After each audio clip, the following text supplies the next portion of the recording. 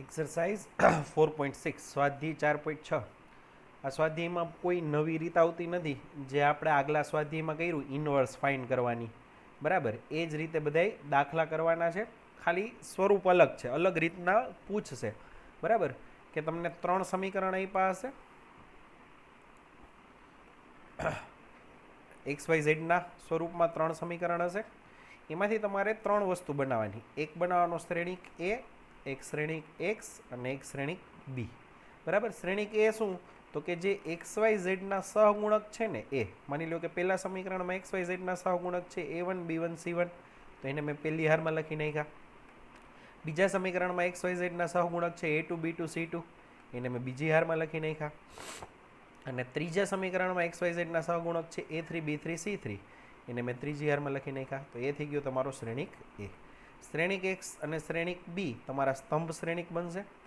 શ્રેણિક એક્સ બનશે સ્તંભ શ્રેણિકમાં એક્સ વાય ઝેડ, બરાબર. અને શ્રેણિક બી જે સામેની બાજુ અચળ આપ્યા હોય એ, એટલે કે D1 D2 D3. બરાબર, તો હવે શું કરવાનું? સૌથી પહેલાં તમારે જે શ્રેણિક એ ગોઈતો એ શ્રેણિક એનો નિશ્ચાયક ગોતવાનો.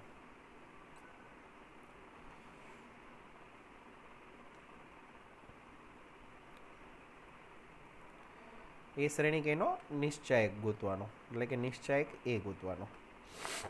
હવે નિશ્ચાયક એ ગોતશો એટલે એની બેમાંથી એક કિંમત આવશે. કાં એ 0 હશે નિશ્ચાયક એ, અને કાં એ 0 નહીં હોય. જો નિશ્ચાયકમાં એની કિંમત 0 ન હોય તો સમીકરણ સહતી છે, આને કહેવાય સમીકરણ સહતી, મીન્સ 3 સમીકરણનું સહતી. તો એનો એક ઉકેલ મળે. ક્યારે? જો નિશ્ચાયકમાં એની કિંમત 0 ન હોય તો સમીકરણનો એક ઉકેલ મળે. એક ઉકેલ મળે એટલે કે એક એક્સની કિંમત મળે, એક વાયની કિંમત મળે અને એક ઝેડની કિંમત મળે. અને જો નિશ્ચાયકમાં એની કિંમત 0 મળે તો એના બે શક્યતા: કાં અનંત ઉકેલ હોય, મીન્સ એક્સ વાય ઝેડના અનંત ઉકેલ મળે, અને કાં ઉકેલ ન મળે. કાં ઉકેલ ન મળે. બરાબર, હવે એ કઈ રીતે ગોતવાનું? તો કે જો આ પેલું થઈ ગયું, નિશ્ચાયકમાં ઇઝ નોટ ઇક્વલ ટુ 0, તો સમીકરણ સહતીનો એક ઉકેલ મળે. એ સમીકરણ એવી સિસ્ટમ, સમીકરણ સહતીને ઇંગ્લિશમાં કહેવાય સિસ્ટમ. એવી સિસ્ટમને કન્સિસ્ટન્ટ કહેવાય. બરાબર, હવે નિશ્ચાયકમાં એ બરાબર 0 મળ્યો તો તમારે ગોતવાનું adjoint of A into B. A શ્રેણિક છે એનો એડજોઇન્ટ ગોતવાનો અને એને શ્રેણિક બી સાથે ગુણાકાર કરવાનો. એ ગુણાકાર જો શૂન્ય શ્રેણિક, આ શૂન્ય નથી, આ શૂન્ય શ્રેણિક છે, જો શૂન્ય શ્રેણિક ન હોય તો સમીકરણ સહતીનો ઉકેલ નથી. અને જો એ ગુણાકાર શૂન્ય શ્રેણિક હોય તો સમીકરણ સહતીનો અનંત ઉકેલ છે. બરાબર, હવે ઉકેલ કઈ રીતે ગોતવાનો એના માટેની આ રીત આપી છે, એ આપણે દાખલામાં જોશું. હવે આપેલા સમીકરણો સહતીની સુસંગતતા ચકાસો. મેં સમીકરણ સહતીનો ઉકેલ છે કે નહીં એ આપણે ચેક કરવાનું છે. હવે જે રીતે 3x3ના સમીકરણમાં ગણતરી થતી હોય એ જ રીતે 2x2ના સમીકરણમાં ગણતરી થાય. બરાબર, આ સમીકરણ સહતી છે તો એક્સ વાયના સહગુણક જોવો જોઈએ. પહેલા સમીકરણમાં તો કાંઈ એક્સનો સહગુણક 1, કાંઈ વાયનો સહગુણક 2, તો શ્રેણી કે આ રીતે થશે 1 2. બીજામાં 2 અને 3, તો આ 2 અને 3. શ્રેણિક 1 એક્સ વાય, શ્રેણિક બી 2 3. હવે અહીંયા આપણે એક્સ અને વાયની કિંમત નથી શોધવાની. તમને એમ કીધું છે કે 1 થી 6 પ્રશ્નમાં ખાલી તમારે સમીકરણ સહતીની સુસંગતતા ચકાસવાની છે. મીન્સ સમીકરણ સહતીનો ઉકેલ છે કે નહીં એ ખાલી કહેવાનું છે. બરાબર, એટલે જો નિશ્ચાયકમાં એની કિંમત 0 ન હોય તો ડાયરેક્ટલી ઉકેલ છે એમ કહી શકાય. જો નિશ્ચાયકમાં એની કિંમત 0 હોય તો પછી આપણે આ કરવું પડે, એડજોઇન્ટ ઓફ એ ગુણ્યા બી. બરાબર, તો હવે અહીંયા નિશ્ચાયકમાં એની કિંમત ગોતીએ તો નિશ્ચાયકમાં એની કિંમત થશે 3 ગુણ્યા 1 3, માઇનસ 2 ગુણ્યા 2 4, તો 3માંથી 4 જાય તો -1, મીન્સ નોટ ઇક્વલ ટુ 0. જો નોટ ઇક્વલ ટુ 0 આવે તો સમીકરણ સહતીનો એક ઉકેલ મળે. એક ઉકેલ મળે મીન્સ ઉકેલ મળે છે. બરાબર, એટલે કે સમીકરણ સહતીનો ઉકેલ મળશે. એટલે 1 થી 6 પ્રશ્નમાં તમારે ખાલી આટલું જ કરવાનું છે. સમીકરણ સહતીની સુસંગતતા ચકાસવાની છે કે સમીકરણ સહતીનો ઉકેલ મળશે કે નહીં. બરાબર, ચાલો ત્રીજો પ્રશ્ન. x + 3y = 5, 2x + 6y = 8. બરાબર, તો x અહીંયા પહેલા સમીકરણમાં એક્સ અને વાયના સહગુણક 1 3, બીજામાં એક્સ અને વાયના સહગુણક 2 6. આ શ્રેણિક એક્સ સોરી અને શ્રેણિક 2 એટલે સામેની બાજુ જે અચળ આપ્યા હોય એ, એટલે કે 5 અને 8. તો આ થઈ ગયો શ્રેણિક બી. નિશ્ચયકમાં એની કિંમત શોધી તો 6 ગુણ્યા 1 6, -3 ગુણ્યા 2 6, 6 - 6 એટલે કે 0. નિશ્ચયકમાં એ 0 મળ્યો. નિશ્ચયકમાં એ 0 મળ્યો એટલે કા અનંત ઉકેલ હોય કા ઉકેલ ના હોય. એ કઈ રીતે ખબર પડે? તો કે એટ જોઈન્ટ ઓફ એ ગોતવાનો. તો 2/2 ના શ્રેણિકમાં એટ જોઈન્ટ ઓફ એ કેમ મળે? તો કે અગ્રવિકર્ણની જગ્યા બદલવાની, એટલે કે 1 અને 6 ની જગ્યા બદલવાની, એટલે 6 અને 1 થઈ જાય. 2 અને 3 ની નિશાની બદલવાની, એટલે -2 અને -3 થઈ જાય. બરાબર. પછી ઈ એટ જોઈન્ટ ઓફ એ અને બી નો ગુણાકાર કરવાનો. ઈ એટ જોઈન્ટ ઓફ એ અને બી નો ગુણાકાર કરવાનો. તો આ એટ જોઈન્ટ ઓફ એ અને આ બી, બે શ્રેણિકનો ગુણાકાર, ત્રીજું ચેપ્ટર.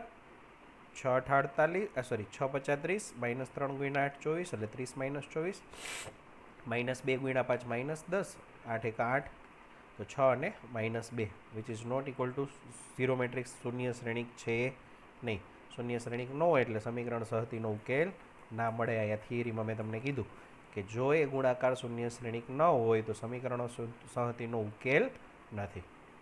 બરાબર. તો એ શૂન્ય શ્રેણિક આવ્યો નહીં એટલે કે સમીકરણ સહતીનો ઉકેલ ના મળે. ચોથો પ્રશ્ન. અત્યાર સુધી 2/2 બે ઇક્વેશન હતા, હવે 3 સમીકરણ. બરાબર. તો સમીકરણ શ્રેણિક એ તો કે પહેલા સમીકરણમાં એક્સ વાય ઝેડ એટલે કે સહગુણક 1 1 1, બીજામાં એક્સનો સહગુણક 2, વાયનો 3, ઝેડનો 2 એટલે 2 3 2, ત્રીજામાં એ 2a તો a 2a, શ્રેણિક x બરાબર એક્સ વાય ઝેડ. બરાબર. અને શ્રેણિક બી એટલે કે સામેની બાજુના અચળ 1 2 ને 4. તો નિશ્ચયકમાં એ બરાબર 1 × 3 × 2a 6a, -a × 2a 2a, -1 ગુણ્યા 2 × 2a 4a, -2 × a 2a, +1 × 2a -3a. એટલે એની કિંમત આવી a which is not equal to 0. જો નિશ્ચયકની કિંમત 0 ન હોય, અહીંયા પ્રશ્નમાં ખરેખર આપવું જોઈએ, આપ્યું નથી, બાકી પ્રશ્નમાં આપવું જોઈએ કે a is not equal to 0. શ્રેણિક નિશ્ચયકની કિંમત 0 ન હોય એટલે કે એક ઉકેલ મળે. એક ઉકેલ મળે એટલે કે સમીકરણ સહતીનો ઉકેલ છે. આપણે ખાલી આમાં એટલું જ કરવાનું છે, ઉકેલ છે કે નહીં. પાંચમો પ્રશ્ન. 3x - y - 2z = 2. હવે અહીંયા જો 2y - z x વાળું પદ છે નહીં. x વાળું પદ ન હોય એટલે કે x નો સહગુણક કહેવાય 0. જો x વાળું પદ ન હોય એટલે કે x નો સહગુણક 0 કહેવાય. એટલે આ સમીકરણને આપણે આમ લખી શકીએ. એ જ રીતે છેલ્લા સમીકરણમાં z વાળું પદ નથી એટલે કે z નો સહગુણક 0 કહેવાય, તો એને આ રીતે લખી શકીએ. બરાબર.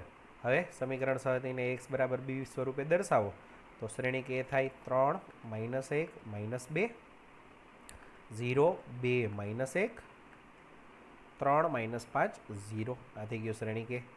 x થાય xyz અને b થાય 2 - 1 3. બરાબર. તો નિશ્ચયકમાં એ બરાબર કિંમત ગોતો નિશ્ચયકમાં એની. તો નિશ્ચયકમાં એની કિંમત થશે 0. નિશ્ચયકમાં એની કિંમત 0 હોય એટલે કે કા સમીકરણ સહતીના અનંત ઉકેલ છે અને કાંઈ એક પણ ઉકેલ નથી. બરાબર. તો હવે આપણે શું કરવું પડે? તો કે એટ જોઈન્ટ ઓફ એ અને બી નો ગુણાકાર ગોતવો પડે. એટ જોઈન્ટ ઓફ એ મેં અહીંયા ડાયરેક્ટ લખી નાખ્યો છે, પણ તમારે adjoint of A direct નથી લખવાનો. તમારે એટ જોઈન્ટ ઓફ એની ગણતરી બતાવવાની છે. કઈ રીતે એટ જોઈન્ટ ઓફ એ મળે? તો કે બધાના સહગુણક ગોતવાના અને હાર પ્રમાણે જે સહગુણકો ગોઈતા હોય એને તમારે સ્તંભમાં ગોઠવવાના. તો એટ જોઈન્ટ ઓફ એની ગણતરી જાતે કરવાની. તો આ રીતે એ ગણતરી કરશો એટલે તમને આ રીતે એટ જોઈન્ટ ઓફ એ મળશે. હવે એટ જોઈન્ટ ઓફ એ અને બીનો ગુણાકાર કરવાનો. એટ જોઈન્ટ ઓફ એ ગુણ્યા બી. તો આ એટ જોઈન્ટ ઓફ એ અને આ શ્રેણિક બી. બરાબર. એ બેનો ગુણાકાર કરશો તો એ બેનો ગુણાકાર આવ્યો -5 -3 -6 which is not equal to 0. એની કિંમત 0 છે નહીં. બરાબર. એની કિંમત 0 નથી એટલે કે સમીકરણ સહતીનો ઉકેલ મળે નહીં. 1 થી 6 પ્રશ્નમાં ખાલી તમારે આટલું જ કરવાનું હતું. બરાબર. 7મા પ્રશ્નથી સુરેખ સમીકરણોની સહતીનો ઉકેલ મેળવવાના છે. જો ઉકેલ મળતા હોય તો, જો ઉકેલ ન મળતા હોય તો લખી નાખવાનું ઉકેલ મળતા નથી, પણ જો સમીકરણ સહતીનો ઉકેલ મળતો હોય તો આપણે ઉકેલ પણ મેળવવાના છે. વા ખાલી લખી નાખતા કે અહીંયા ઉકેલ મળે છે, અહીંયા આપણે એ ઉકેલ ગોતવાના છે. બરાબર. ચલો સાતમો દાખલો 5x + 2y = 4 and 7x + 3y = 5. તો સૌથી પહેલાં શ્રેણિક એ એક્સ અને વાયના સહગુણક 5 2, બીજામાં 7 3, એટલે આ થઈ ગયો શ્રેણિક એ. શ્રેણિક એક્સ બરાબર એક્સ વાય અને શ્રેણિક બી બરાબર 4 5. બરાબર. નિશ્ચયકમાં એની કિંમત ગોતો તો 5 તેરી 15 -7 × 2 14. 15માંથી 14 જાય તો 1, which is not equal to 0. Means A સામાન્ય શ્રેણિક છે, એ ઇન્વર્સનું અસ્તિત્વ છે અને સમીકરણ સહતીનો એક ઉકેલ મળશે. સમીકરણ સહતીનો એક ઉકેલ મળશે. બરાબર. તો આપણે એ ઉકેલ ગોતવાનું છે. હવે એ ઉકેલ કેમ મળે? તો કે જો અહીંયા આપણી પાસે આ રીતે છે, ax = b. બરાબર. ax બરાબર b. હવે જો હું સમીકરણને બે બાજુ a ઇન્વર્સથી ગુણી નાખું, a inverse into a into x is equals to a inverse b. સમીકરણને બે બાજુ a ઇન્વર્સથી ગુણ્યા. બે બાજુ a ઇન્વર્સથી શું કામ ગુણ્યા? તો કે નિશ્ચયકમાં નોટ ઇક્વલ ટુ 0 છે, મીન્સ સામાન્ય શ્રેણિક છે. સામાન્ય શ્રેણિક હોય તો a ઇન્વર્સનું અસ્તિત્વ હોય, એટલે આપણે બે બાજુ ગુણી શકીએ. જો a ઇન્વર્સનું અસ્તિત્વ ન હોય તો બે બાજુ ન ગુણી શકાય. a ઇન્વર્સ ગુણ્યા a કરો તો i. બરાબર. i સાથે કોઈ પણ શ્રેણિકનો ગુણાકાર એટલે કે i ઇન્ટુ એક્સ, તો કે શું થાય? તો કે x. તો જો મારે x ગોતવું હોય તો x બરાબર થાય a ઇન્વર્સ ગુણ્યા b, એટલે મારે a ઇન્વર્સ ગોતવો પડશે. બરાબર. તો a ઇન્વર્સ ગોતીએ તો a ઇન્વર્સની ફોર્મ્યુલા 1 નિશ્ચયકમાં a into adjoint of A. નિશ્ચયકમાં એની કિંમત આપણે ગોતી જ કે નિશ્ચયકમાં એની કિંમત મળી મને 1. એડજોઇન્ટ ઓફ એ અગ્રવિકર્ણના ઘટકની જગ્યા બદલવાની, એટલે કે 5 અને 3ની જગ્યા બદલી એટલે 3 ને 5 થઈ ગયા. અને ઉપવિકર્ણના ઘટકની નિશાની બદલવાની, એટલે કે 7 અને 2ની નિશાની બદલવાની, એટલે એ થઈ ગયા -7 -2. તો આ થઈ ગયો તમારો a ઇન્વર્સ. હવે અહીંયા મેં કીધું એમ x બરાબર શું થાય? તો કે x બરાબર થાય a ઇન્વર્સ ગુણ્યા b. તો x બરાબર a ઇન્વર્સ ગુણ્યા b. આ a ઇન્વર્સ અને આ b, શ્રેણિક b આ રહ્યો 4 5. તો આ b, આ બેનો ગુણાકાર 3 × 4 -2 × 5, એટલે કે 12 - 10. પછી 7 × 4 5 × 5, એટલે કે -28 + 25, એટલે 12 - 10 2, -28 + 25 -3. હવે આ બે શ્રેણિક સરખાવો. બે શ્રેણિક સરખા ક્યારે હોય? તો કે બેના અનુરૂપ ઘટકો સરખા હોય ત્યારે, એટલે કે x બરાબર 2 થશે અને y બરાબર -3 થશે. x બરાબર 2, y બરાબર -3. બરાબર. આજે આપણે 2x2ના સમીકરણ સોલ્વ કરવા સુધી રાખી. 3x3ના સમીકરણ નેક્સ્ટ લેક્ચરમાં કરશું. હોમવર્કમાં ક્યાં દાખલા કરવાની એ હમણાં તમને મેસેજમાં મોકલી દઈશ. બરાબર. આવતા લેક્ચરમાં 4.6 આપણે પૂરું કરશું.